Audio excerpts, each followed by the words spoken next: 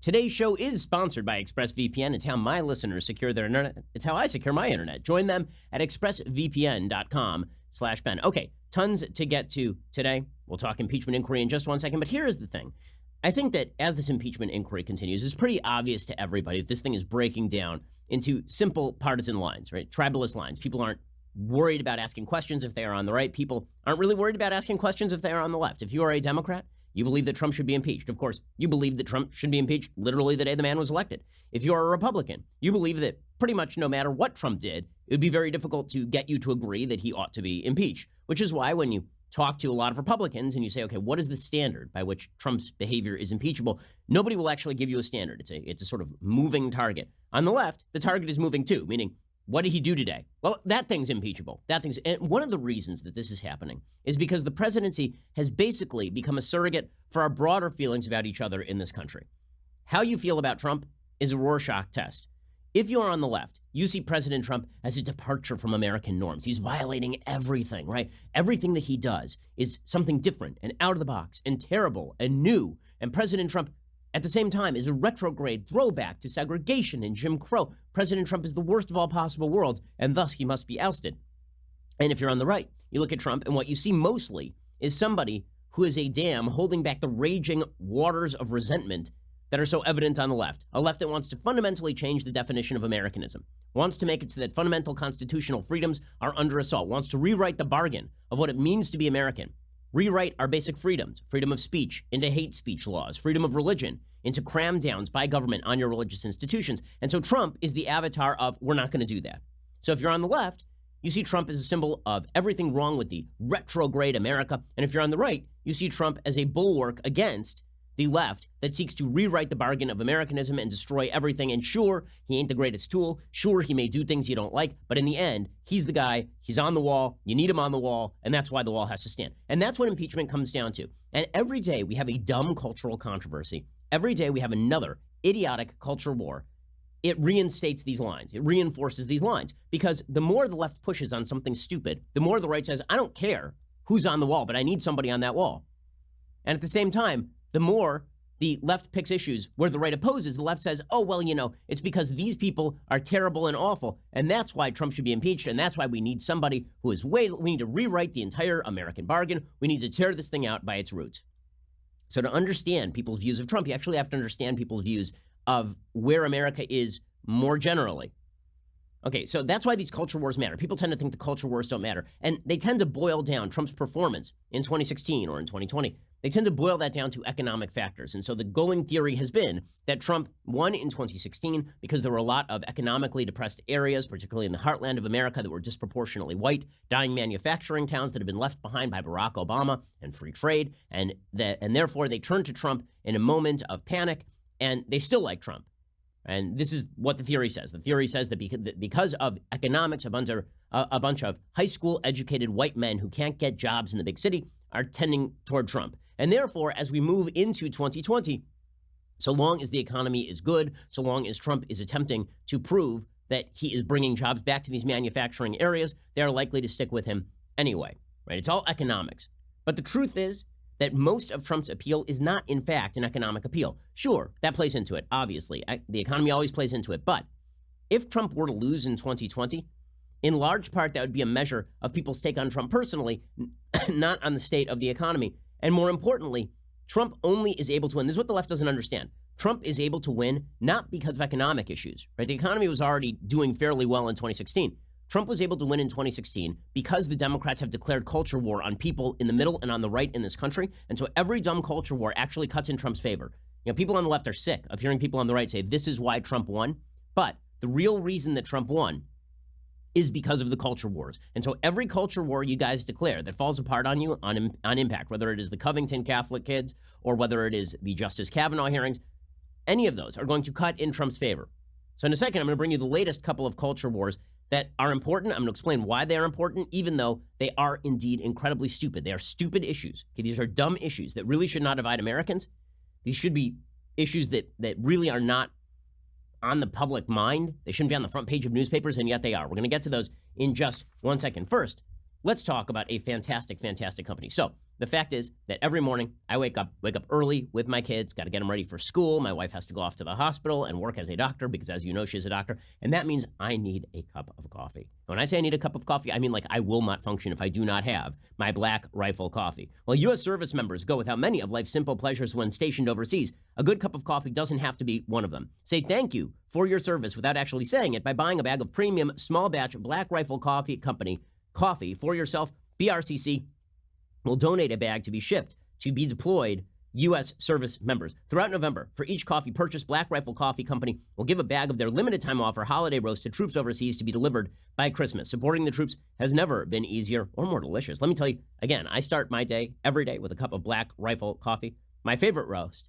just black, because, I mean, it is what it is. I mean, it's not lying about it. With tons of different roasts to choose from, Black Rifle ships the best roast-to-order coffee directly to your door. And let me tell you something. The dudes at Black Rifle Coffee, they are awesome, awesome guys. I know them. I know people who founded the company. They are great. When you support the company, you're supporting them. And you can support the military, too. Visit blackriflecoffee.com/BenGive to get 20% off your first purchase and help Black Rifle donate a bag of delicious coffee to our troops serving overseas. That's blackriflecoffee.com/BenGive. Again, blackriflecoffee.com/BenGive. Go check them out. Awesome, awesome dudes. And when you support them, you support the show. blackriflecoffee.com/BenGive. Okay, so dumb culture war of the weekend number one. Remember Colin Kaepernick? Remember how he hasn't been in the NFL for like 3 years? Remember how he was benched for Blaine Gabbert because he was a bad quarterback? Remember how he went to the Super Bowl and everybody was like, this guy is the future of the NFL? And then he started to suck and he got benched. And all of a sudden he was kneeling on the sidelines and he was at the top of the headlines. And then remember, nobody would sign him because it turns out he's not only not a very good quarterback, but he's very polarizing to audiences. And it turns out the NFL is in the entertainment business. And then it turns out that Colin Kaepernick is given a $1 million contract by Nike to bitch about America, basically. He's given a $1 million contract by Nike to talk about how brave he is for kneeling on the sidelines while receiving a $1 million contract from Nike for kneeling on the sidelines. And then he gets to whine about the Betsy Ross flag on Nike sneakers, and Nike immediately pulls the Betsy Ross flag off because for some reason the Betsy Ross flag, which stood behind Barack Obama at his 2008 inauguration, apparently that Betsy Ross flag is deeply, deeply racist. Well, the entire media buys into the Colin Kaepernick myth. And the entire media, the sports media, the news media, he is a victim. He's a victim in America.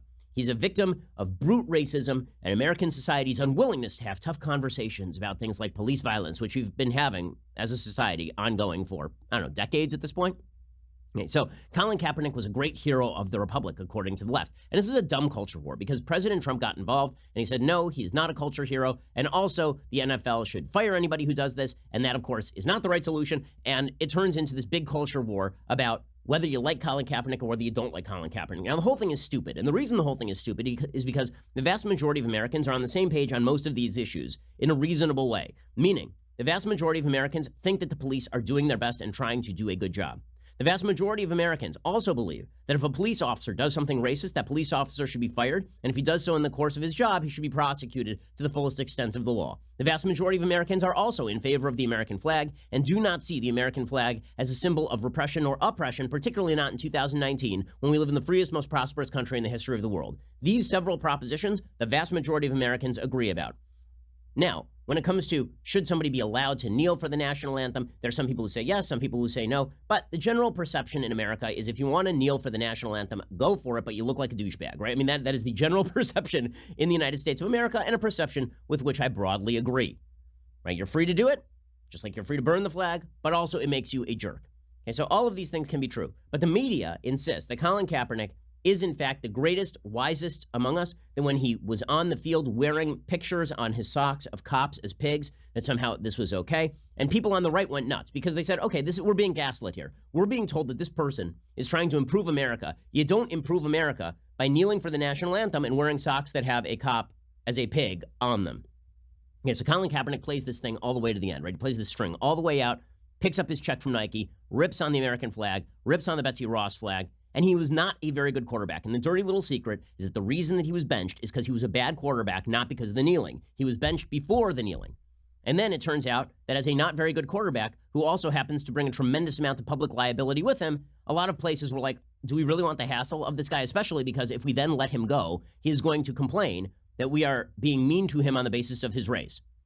Okay, so all of this comes to a head this weekend because Colin Kaepernick was given a workout by the NFL. The NFL offered to organize a private workout for him and invited every single team in the league to attend, according to ESPN. According to Amanda Prestigiacomo reporting for the Daily Wire, the session, according to ESPN, allowed Kaepernick an on-field workout and an interview, which would be both taped and made available to all teams. Moreover, the workout was set up to provide teams anonymity, so if they watched Kaepernick and didn't want him, they wouldn't catch flack. This was done to encourage more teams to attend the event, thus helping the quarterback secure a position. But this was not good enough for Kaepernick. So Kaepernick canceled the workout abruptly over the weekend on Saturday, about a half hour before the session was supposed to begin, apparently because he wasn't allowed to bring his own camera crew because he wanted to grandstand. And the NFL said, no, if you really want to work in the NFL, then we are going to tape it and all of the teams will show up, but you're not allowed to grandstand and then call out the Miami Dolphins for not signing you or something. According to CBS News, the workout was originally set for 3 p.m. It was to be held at the Atlanta Falcons practice facility in Flowery Branch. At 2:30, representatives for the free agent quarterback informed the league that Kaepernick would instead be conducting the workout at 4 p.m. at Drew High School in Riverdale, Georgia, according to CBS News. So Kaepernick attended his own workout in a Kunta Kinte t-shirt, comparing himself to the defiant slave from the movie Roots. Because when I think of Colin Kaepernick, I think of a person who was forced into involuntary servitude and then whipped. I mean, that's why Colin Kaepernick, Kunta Kinte, exactly the same, if you're an insane person.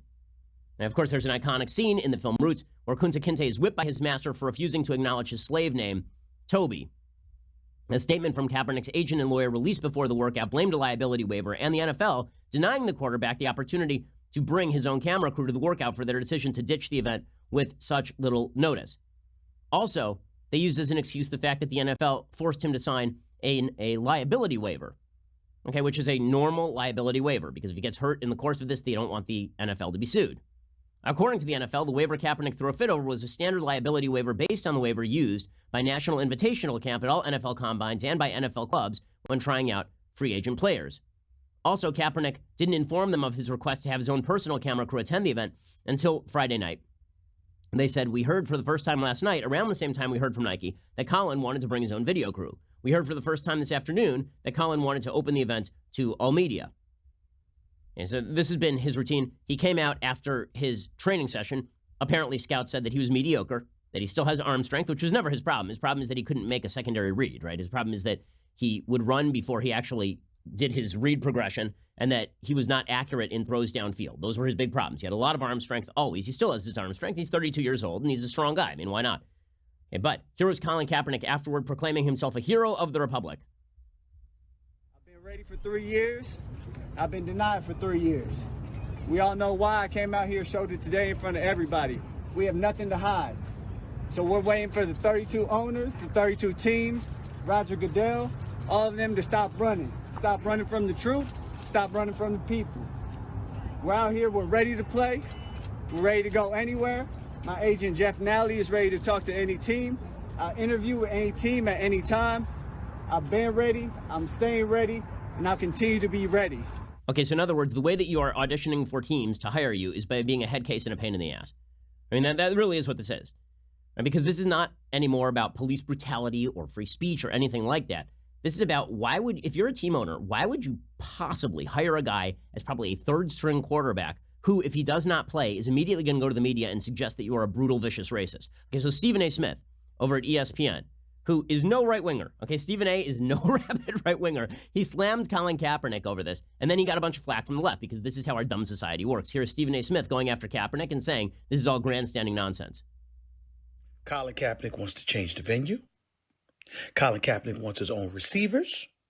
Colin Kaepernick wants to video things himself. Colin Kaepernick wants the media. This Colin Kaepernick, media can't find him. He ain't done no interviews. He ain't talked to nobody. Media can't find him, but he wants to do it. He wants the media available now. He don't want to play. He wants to be a martyr. But guess what? It ain't working this time. So Stephen A. Smith then gets an enormous amount of flack from the left because he said a true thing. But by the way, this is the consensus, even with a lot of folks on the left who are concerned about racial issues from a left-leaning perspective. There's a report yesterday that Jay-Z told Sports Illustrated that he is, quote, disappointed with Colin's actions and believed he turned a legitimate workout into a publicity stunt. Now, Jay-Z has been a longtime Kaepernick supporter. Apparently, he was rumored to have had a hand in organizing the Saturday workout with the NFL athlete to help the athlete secure a position with the team, again, according to Amanda Prestigiacomo over at Daily Wire. As noted by the undefeated, Jay-Z's Carter's Rock Nation Entertainment Company signed on with the NFL this summer to lead the organization music and entertainment endeavors. Asked by a reporter if he'd kneel or stand for the national anthem, Jay-Z responded earlier this year, I think we're past kneeling. I think it's time to go into actionable items. I think everyone knows what the issue is. We're done with that. Okay, next. Where are we moving on next? Okay, so here's the right's response to all of this. Right, we knew all this from the beginning, and where were all of you? Like, really, we all knew this was grandstanding nonsense from the very beginning, and that this was Colin Kaepernick's way of getting a headline and making money. So where were all of you? Or was this just another way to divide the country for purposes of dividing the country? For the left, it was a way of dividing the country over a dumb issue where, again, there's broad agreement. You're allowed to kneel for the anthem. You're allowed to burn the flag. It also makes you a jerk to do so. Also, we all agree that if the police act in a racist way, that is a bad thing. If the police do something wrong, they should be prosecuted. But the police are overwhelmingly doing their best to make cities safer. There's a vast amount of agreement on these issues. And what the left does too often, and this is true in the case of the cultural left with Kaepernick, what the left does too often is they pick a bad example. And then if you oppose their bad example, they say that you oppose the underlying idea. Right? So they pick a jerk like Kaepernick. And then if you say, I don't like what Kaepernick is doing, I think he's doing something bad, doing something wrong, and doing something that is bad for the country, then they say, well, it's because you don't care about police racism. Right? This is the routine that the left would like to play. And the right's response to this typically is, well, go, F you. Right? That is the right's response to all of this. Okay, we're seeing more of these incredibly stupid cultural controversies brought up by the left. And this is why, again, this all plays into the Trump impeachment inquiry, because how you see Trump is basically deciding how you see this impeachment inquiry. Nobody sees this as a nonpartisan effort to get to the bottom of the matter. Nobody sees this as a real defense of the Constitution. Everybody sees this for what it is, which is a deeply political exercise, and where you come down on that political exercise is largely dependent on where you come down in these culture wars. I'll show you another dumb cultural controversy of the day in just 1 second. First, let's talk about upgrading your employees. So, let's say that you have an employee. I know he gets hit a lot, like an employee named Nick. And let's say he has a wide variety of skills, from hunting in the Amazon to carving menorahs out of particular types of wood. But let's say also that this Nick fellow, let's say that at the time when he's supposed to be cutting audio or listening to audio, he's actually doing yoga in the back rooms in front of all of the other producers who are cutting audio. Well, let's say that you wanted to upgrade over Nick. Let's say that he just went away for a couple of days and he came back and there was somebody who replaced him. What would be the best way to do that? ZipRecruiter.com. ZipRecruiter doesn't depend on candidates finding you. It finds them for you. Its technology identifies people with the right experience and then invites them to apply to your job. So you get qualified candidates fast. If you post on ZipRecruiter, you can count on being able to at least see some resumes that are going to match what you're looking for, and ZipRecruiter will help you file through those.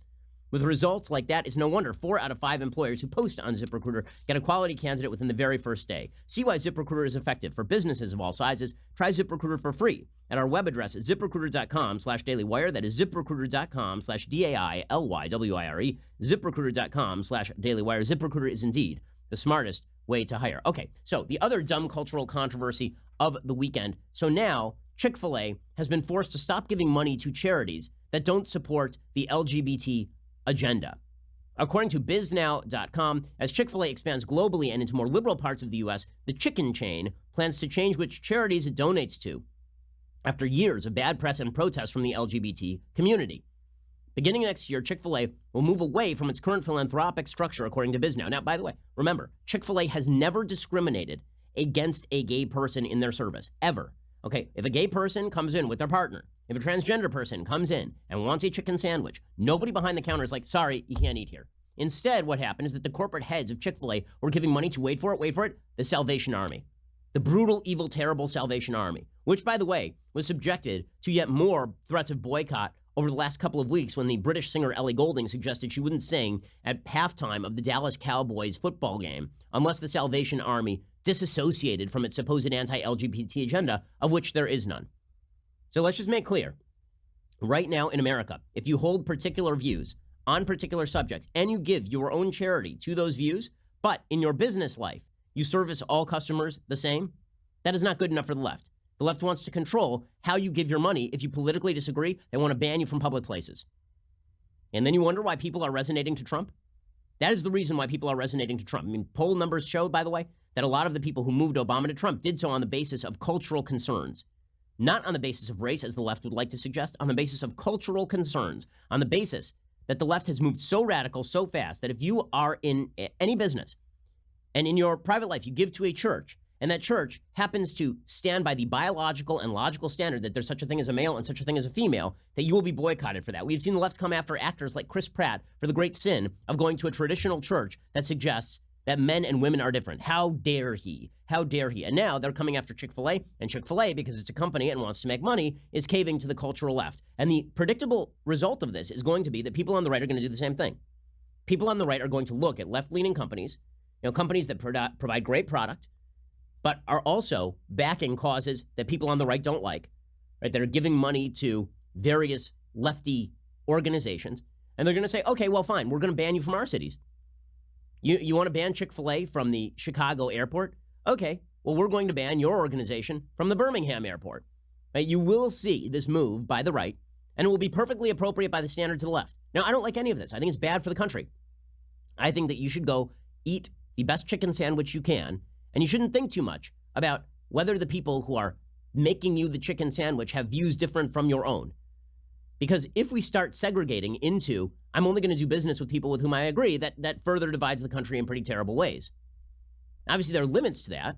And if you believe that the person is giving money to a Nazi organization or something, something that is completely outside what we would call the Overton window, then I think that there's maybe, I can even see the argument that you shouldn't even look into that, right? That it's better for the country if you don't worry about at all the viewpoint of the person whose company you are patronizing. The reason being, again, that we do live in a common polis, and if you want the best products at the best possible price, then you should stop worrying about what people think. It's a free country, and the sort of cultural crackdown that is happening right now, where we are supposed to not patronize the businesses that are disassociated from the views of the owners, that leads to a very bad logic. Now, I'm not talking about businesses where the owner's viewpoint actually filters in. So, for example, if you were a gay person and Chick-fil-A were discriminating against gay people in its service, like they didn't want to serve gay people, I think it's totally appropriate for you to say, I'm not eating there. But if you won't go to a company because you've researched the CEO and you disagree with the political viewpoint of the CEO, but the service of the company is exactly the same for you as anybody else, and they're not discriminating in their service, that their political viewpoint doesn't make a difference in their service, I think there's a good case to be made in America that you basically should stop worrying so much about what other people think and start worrying about whether they are providing you the service and good to which you have contracted. And that'd probably be better for the country. But the left only applies this to one side of the aisle, obviously, and so now they're now going after Chick-fil-A. Chick-fil-A President and Chief Operating Officer Tim Tassopoulos said in an interview with BizNow, there's no question we know that as we go into new markets, we need to be clear about who we are. There are lots of articles and newscasts about Chick-fil-A, and we thought we needed to be clear about our message. So they're no longer going to support the Salvation Army, the Fellowship of Christian Athletes, or the Paul Anderson Youth Home, all of which sparked criticism in the past from LGBT community thanks to the organization's stances on homosexuality, because the Salvation Army isn't a clear and open supporter of same-sex marriage. So unless you celebrate the left's cultural goals, they will boycott you, and not only will they boycott you, they will get your restaurants banned from public spaces, because several U.S. airports have actually rejected Chick-fil-A from concessions deals earlier this year. The landlord of the first Chick-fil-A in the UK announced 8 days into its lease the pop-up venue would not be welcome to extend, all because of the company's perceived anti-LGBT stance. Okay, so if the left declares war on you simply because of who you give charity to, if the left declares war on you not because your business is doing anything that is wrong or evil, but simply because you yourself are giving the money that you have earned from that business to a political cause the left disagrees with, well then, obviously you're going to throw up a middle finger to these people. Obviously, your goal is going to be to fight back against anyone who seeks to ruin your life and your business on the basis that you disagree with them, not even in the practice of your business, but in your personal life and how you spend your money, your own money, your corporate profits. Right? If that's the way this is going to work, then the divides in the country are going to grow ever stronger. Okay, so all of this is the backdrop to the impeachment inquiry. Now, all of this is the backdrop to the latest in the impeachment inquiry. And so everything is polarized. So over the weekend, Attorney General William Barr gave a public speech all about the Democrats and the Republicans and the impeachment inquiry. And Barr said, Democrats are breaching the rules here, right? They keep talking about how Trump is breaching the rules and ruining everything. It's Democrats who are breaching the rules and ruining everything. Here's William Barr. The fact of the matter is that in waging a scorched earth, no holds barred war of resistance against this administration It is the left that is engaged in the systematic shredding of norms and undermining the rule of law. Okay, so Barr got all sorts of flack for this. How could he say that the left is undermining the rule of law? Well, he can say that pretty easily, considering that the left has routinely shredded the rule of law. The left wants to change over the Senate. They want to get rid of the Electoral College. Stacey Abrams continues to insist she's governor of Georgia with the backing of the entire left wing and the Democratic leadership. The Democrats, even in their pursuit of the impeachment inquiry, do things like issue subpoena requests, but not formally, and then claim that the Republicans are stonewalling. They try to violate the rules by going after grand jury background material from the Mueller investigation, which is supposed to be hidden by law. Right? The idea that the Trump administration is willy-nilly breaking law and the left is just abiding by law is obviously untrue, and everybody can see it. And you can see it in the impeachment inquiry, too. You've got Adam Schiff, who has been going around saying that he hasn't made up his mind on impeachment yet. And then over the weekend, he was speaking at a California Democratic Party event, and he literally said about Donald Trump, we're going to send that charlatan back where he came from. So does anybody take this entire impeachment inquiry seriously as a matter of law, as a matter of protecting the Constitution? How can you, when the head of the House Intelligence Committee, who's chairing this whole impeachment inquiry, is a fraud like Adam Schiff? We will send that charlatan in the White House back to the golden throne he came from.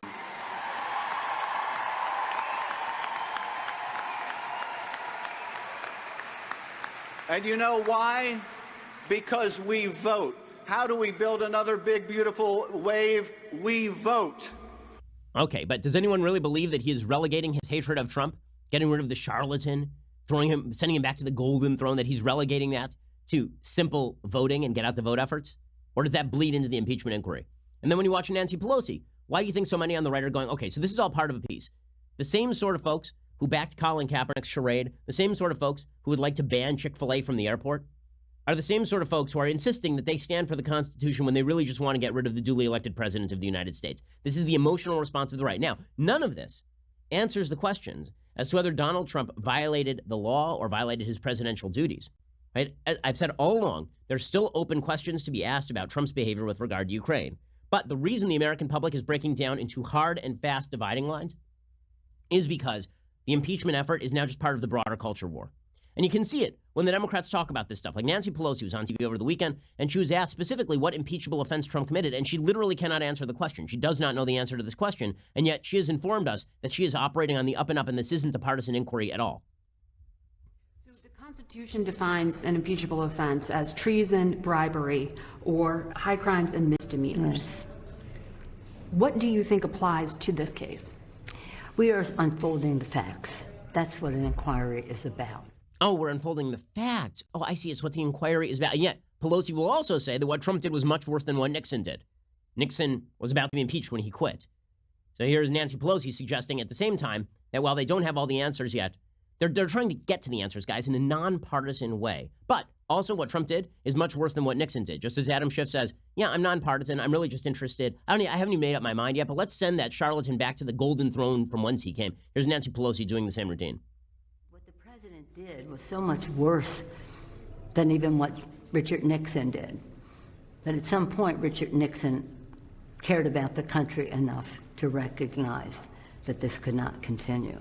So she's suggesting that Trump should resign on the basis that Nancy Pelosi doesn't like him, right? And then my favorite is that the Democratic, like the Democrats are, there's an impeachment inquiry in search of an impeachable crime. So you end up with it from the Democrats is over the weekend, they shift their impeachment direction and they move away from the Ukraine activity and toward the fact that President Trump said a mean tweet about Marie Yovanovitch. Now, I have a lot of sympathy for Marie Yovanovitch. It sounds like she got railroaded. It does. It sounds like Marie Yovanovitch was working as ambassador to Ukraine and that she may have been unsympathetic to Trump, but that she didn't do anything that really violated her job description, and that there were people like Rudy Giuliani who were feeding information from people who didn't like Yovanovitch to Trump, and Trump fired her. Now, Trump's allowed to do that. If you're Marie Yovanovitch and you're sitting there going, I didn't do anything wrong, why'd I get fired?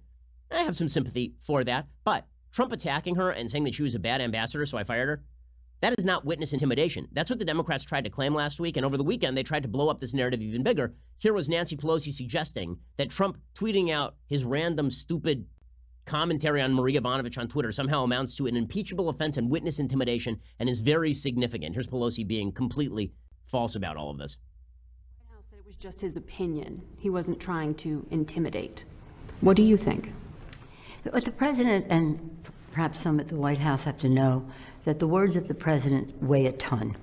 They are very significant, and he should not frivolously throw out insults.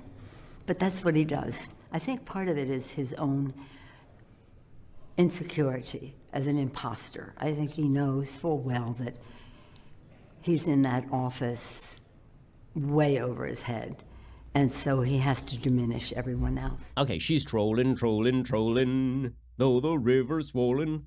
Keep them doggies trolling, rawhide. I mean, that she's trying to drive Trump nuts, right? I mean, that is what she is trying to do. And so are members of the media, right? Here's Chuck Todd over the weekend suggesting that President Trump attacking Ivanovich was quote-unquote authoritarian.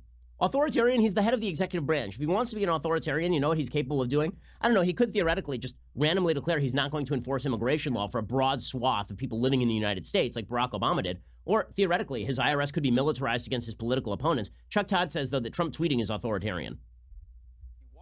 His stream of consciousness Twitter feed, you can tell that he's rattled. And that exposed itself really with his tweet about the former ambassador in the middle of the testimony on Friday. Peggy, that is what struck me about all this week. You just sort of realize it's consumed him. Yes. He can't compartmentalize. Yes. Bill Clinton compartmentalized in ways that some of us are like, how do you do that, right? Almost overly so. Yep. This guy can't at all, to the point he had to force himself into the hearings. What he did at the hearing was what authoritarian people do. That was just a rough moment. Really, it was authoritarian. Also, remember how Bill Clinton compartmentalized by shooting a camel in the ass in Sudan in the middle of the impeachment inquiry? That was really good. He had like a baby milk factory in Sudan in the middle of the impeachment inquiry. He really compartmentalized, did Bill Clinton. Wow, just magic. Okay, so in just a second, we're going to get to the big weakness that remains in the Democrats' impeachment case and how they are attempting to rectify this weakness. But you're going to have to be a subscriber in order to see the rest of the show live. If you're not already a subscriber, you're really missing out. Head on over to dailywire.com/subscribe. For as little as $10 a month, you get our articles ad-free, access to all of our live broadcasts, our full show library, select bonus content, and our exclusive Daily Wire app, which is a pretty great feature if you haven't checked it out yet. If you choose the new all-access plan, you'll get all that, plus the legendary Leftist Tears Tumblr and our brand new Ask Me Anything-style discussion feature that allows you to engage our hosts, writers, and special guests on a weekly basis. We have all these magical things happening for you. So stop depriving yourself. Come join the fun over at dailywire.com. For $9.99 a month, you get that subscription. For $99 a year, you get this. The greatest in all beverage vessels, the Leftist Tears Hot or Cold Tumbler. So good that Elizabeth Warren is copying it. Go check us out over at dailywire.com. We are the largest, fastest growing conservative podcast and radio show in the nation.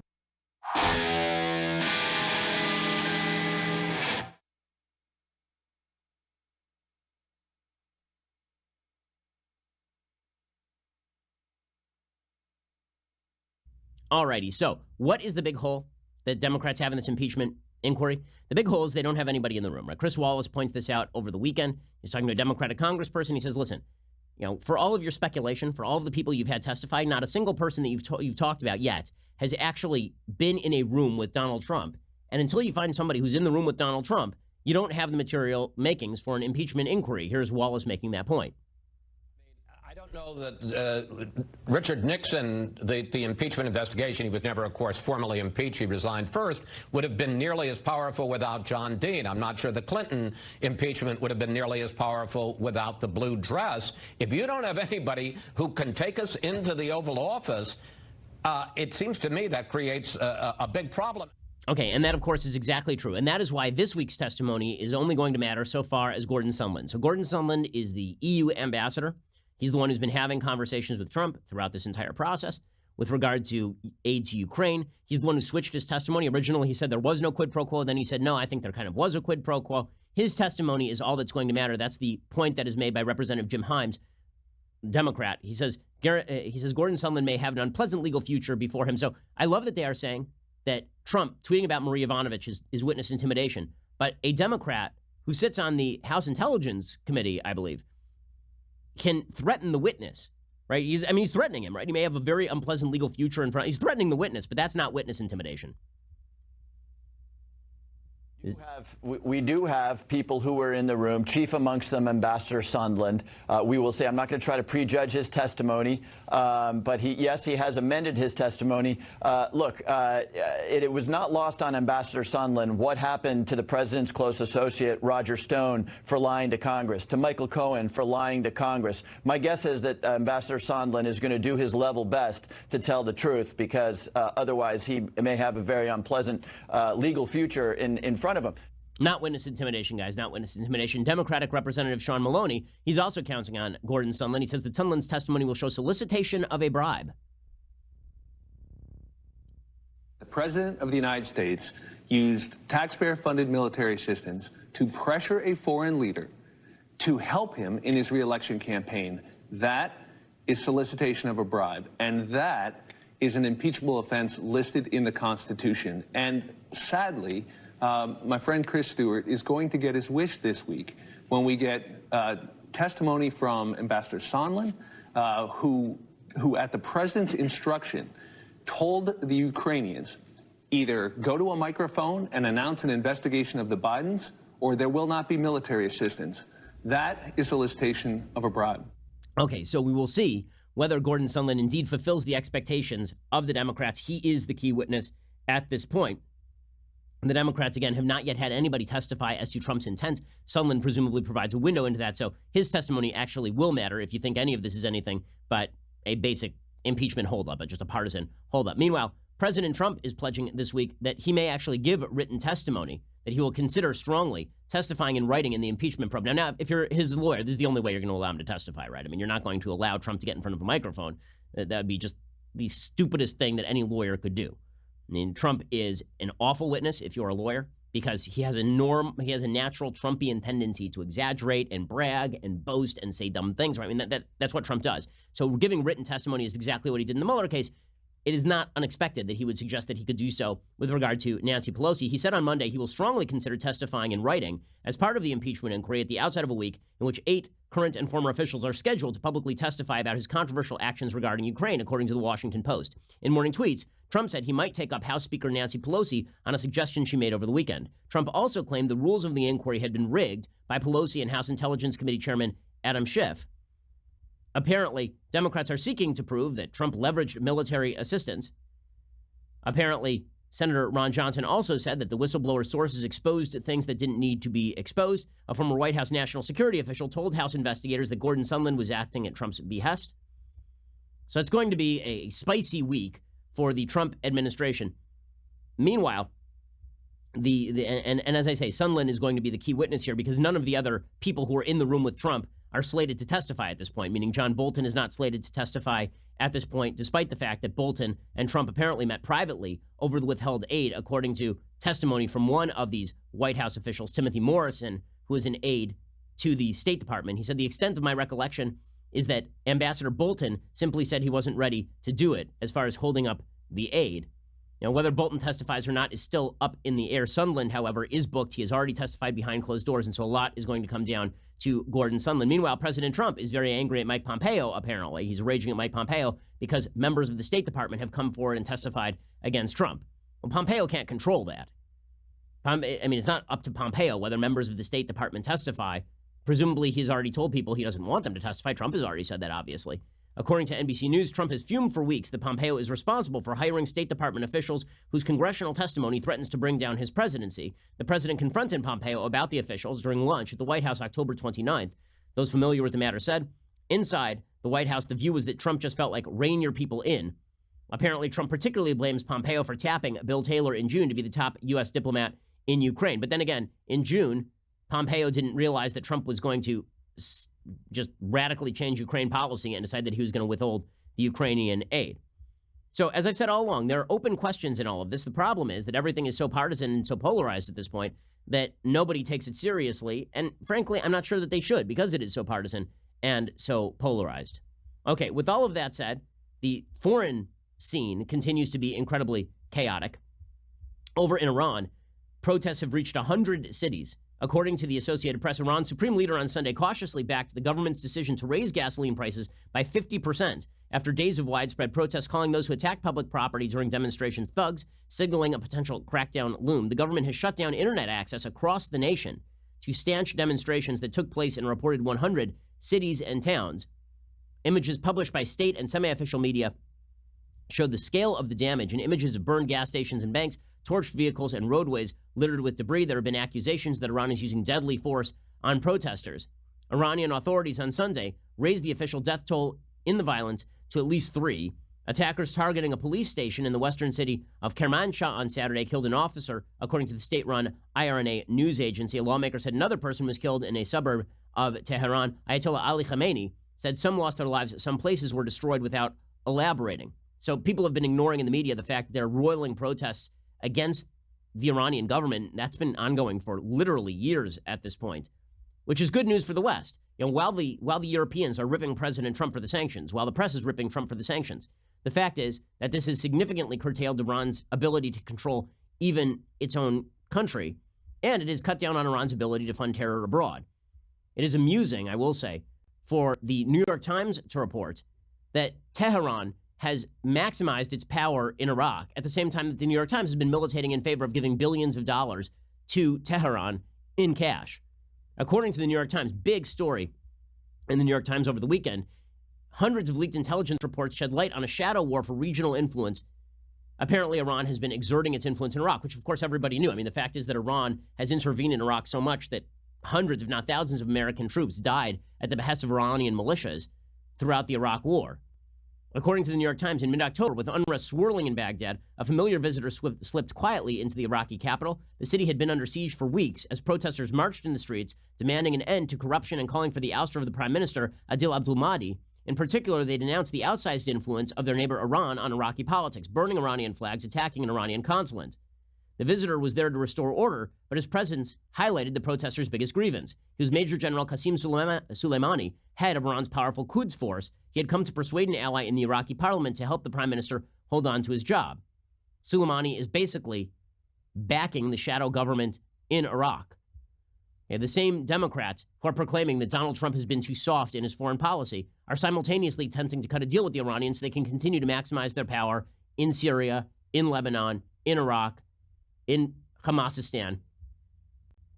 According to one of the leaked Iranian intelligence cables, Mahdi, who in exile worked closely with Iran while Saddam Hussein was in power in Iraq, had a special relationship with the Islamic Republic of Iran when he was Iraq's oil minister in 2014. The exact nature of that relationship is not detailed in the cable, and as one former senior U.S. official cautioned, a special relationship could mean a lot of things. It doesn't mean he's an agent of the Iranian government, but no Iraqi politician can become prime minister without Iran's blessing. So there is something, again, if you're talking about the partisan politics that play into the impeachment inquiry, there is something to the Republican complaint that Democrats are deeply worried about Trump violating the protocols of international diplomacy by creating unofficial channels, while at the same time the media cheered on the Barack Obama State Department and the National Security Council being led by Ben Rhodes, who is best known for writing crap novels that were never published in a Brooklyn apartment before cutting an Iran deal, lying to the American people while doing so. It's a dangerous world out there, and the fact is that the Trump administration has been a lot harsher on America's foreign policy adversaries than the Obama administration ever was. So there's a great irony to this whole idea that Trump has somehow undermined American foreign policy in dramatic ways, while Democrats continue to try to undermine America's foreign policy in dramatic ways. Another example of this, Hong Kong is now the subject of a massive crackdown.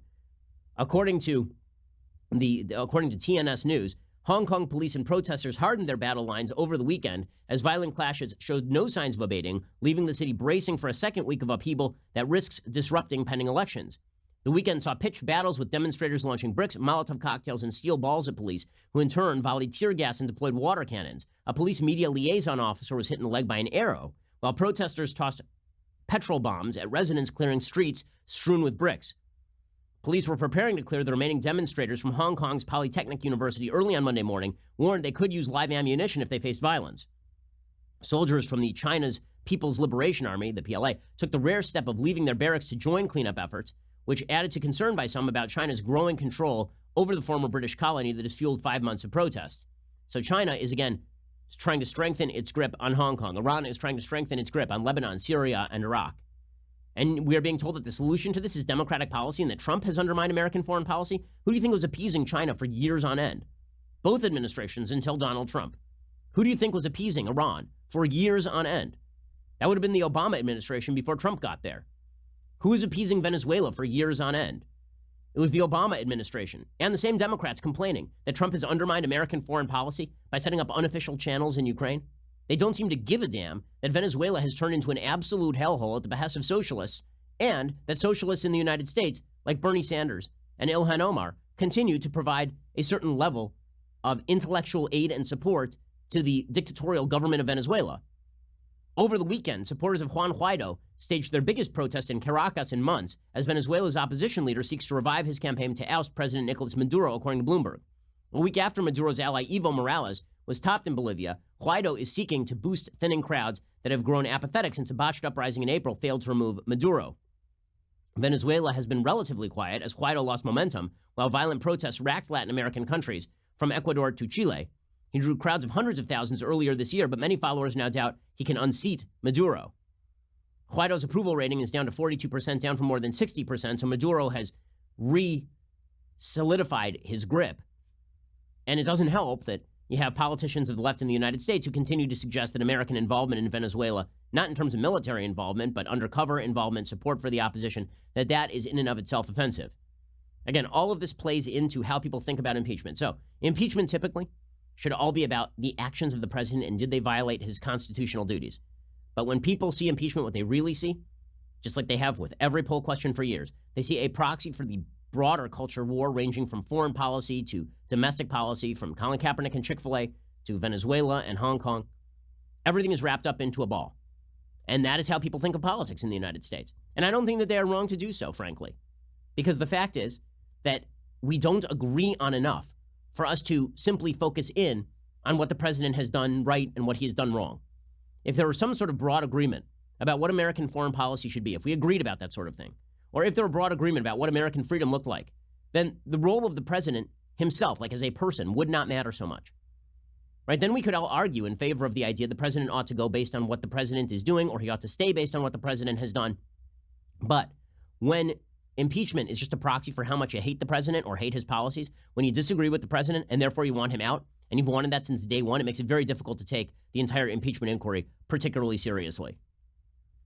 So that is where things stand as we enter week 2 of the Democrat impeachment inquiry. Again, the only testimony that's going to matter this week, you're going to see a lot of headlines that don't make any difference. The only testimony that matters this week is the testimony of Gordon Sondland, the EU ambassador, who is the only person who's been in the room with Trump who will have testified at this point in time as push comes to shove on Wednesday. Okay, time for a quick thing that I like and then a quick thing that I hate, and we'll get out of here. So, things that I like. So there is a very good movie. It's about basically a white supremacist / neo-Nazi who has turned from that point of view. It's based on a true story. The movie is called Skin, and it is quite good. Now, I think that it's important to recognize that in areas where Americans agree.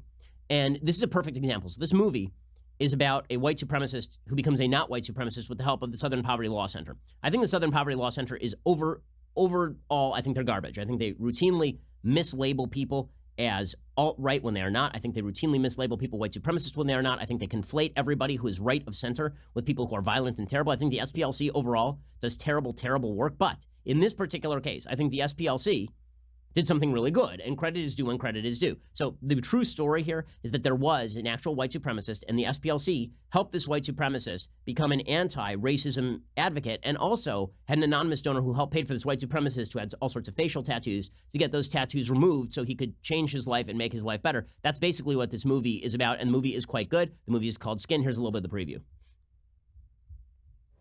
Guys like this only have 3 options.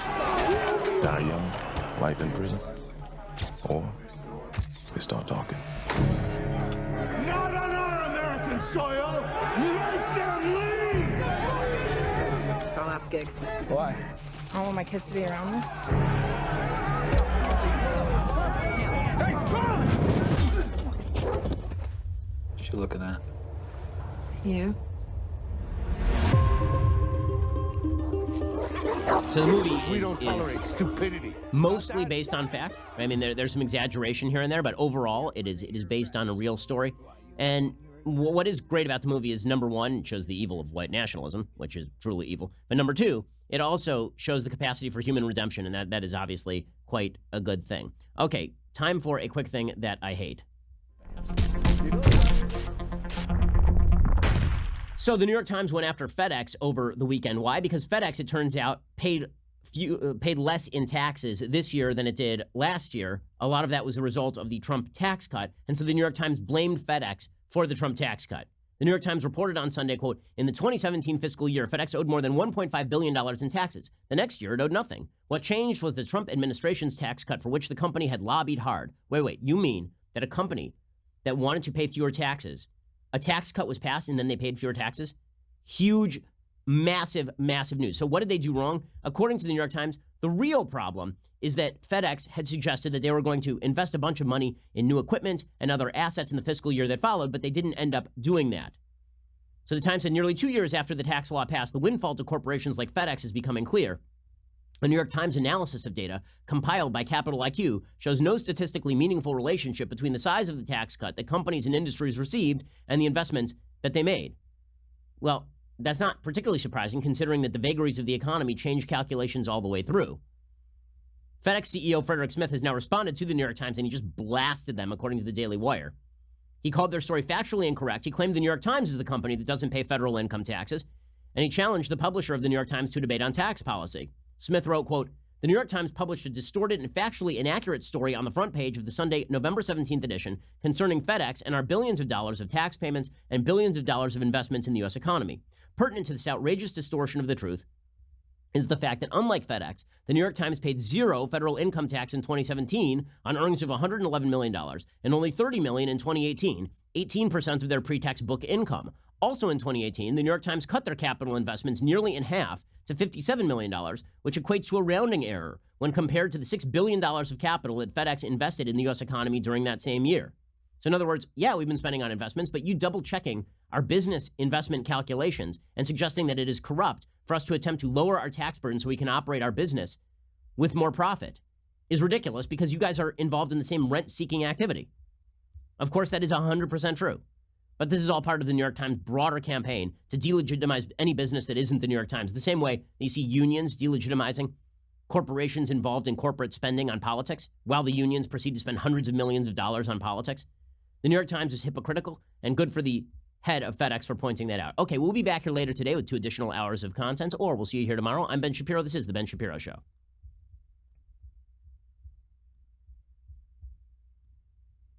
Produced by Robert Sterling, directed by Mike Joyner, executive producer Jeremy Boring, senior producer Jonathan Hay. Our supervising producer is Mathis Glover, and our technical producer is Austin Stevens.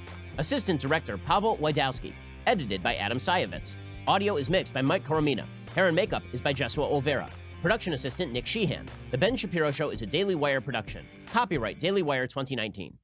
Hey everybody, it's Andrew Klavan, host of The Andrew Klavan Show. You know, some people are depressed because the American Republic is collapsing, the end of days is approaching, and the moon has turned to blood. But on The Andrew Klavan Show, that's where the fun just gets started. So come on over to The Andrew Klavan Show and laugh your way through the apocalypse with me, Andrew Klavan.